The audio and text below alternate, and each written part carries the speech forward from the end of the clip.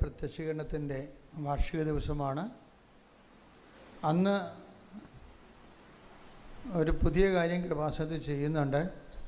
അത് എല്ലാവർക്കും മാതാവിനെ തിരുസ്വരൂപം വണങ്ങിയും തൊട്ടും പ്രാർത്ഥിക്കാൻ വേണ്ടി അൾത്താര തുറന്നു കൊടുക്കുന്ന സമയമാണ്. രാവിലെ 5 മണി മുതൽ തുറക്കും. അപ്പോൾ ഉടമ്പടി എടുക്കാത്തവർക്കും അന്ന് അൾത്താരയിൽ കയറി മാതാവിനെ തൊട്ട് പ്രാർത്ഥിക്കാൻ കഴിയും. ഉടമ്പടി എടുത്തവർക്ക് ഉടമ്പടി എടുക്കുന്ന സമയത്തല്ലേ മാതാവിന് അൾത്താരയിൽ കയറാൻ പറ്റുന്നുള്ള ആൾക്കാർക്ക്. ഡിസംബർ 7-ാം തീയതി രാത്രി 9 മണി വരെ, രാവിലെ 5 മണി മുതൽ അന്ന് ഉടമ്പടി ഇല്ല കേട്ടോ, ഓർത്തേക്കാം. ഡിസംബർ 7-ാം തീയതി നമുക്ക് പുതിയ ഉടമ്പടി എടുക്കുകയോ ഉടമ്പടി പുതുക്കുകയോ ചെയ്യുന്നില്ല.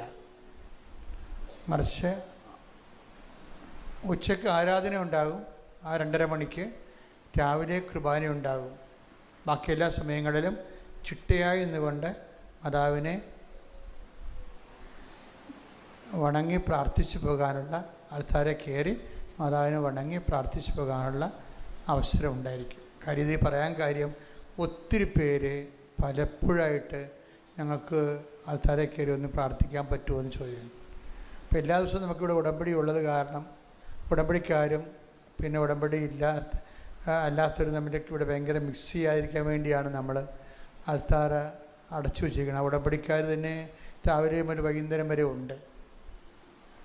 അപ്പം അതുകൊണ്ട് ഈ ഡിസംബർ 7-ാം തീയതിയാണ് എല്ലാവർക്കും അടുത്ത് വന്ന് മാതാവിനെ തൊട്ട് പ്രാർത്ഥിക്കാനുള്ള അവസരമുണ്ട്. പക്ഷേ ചീട്ടുംപടിയായിരിക്കും ചെയ്യണത്. പരിശുദ്ധ പരമദിവ്യകാരുണ്യത്തിന്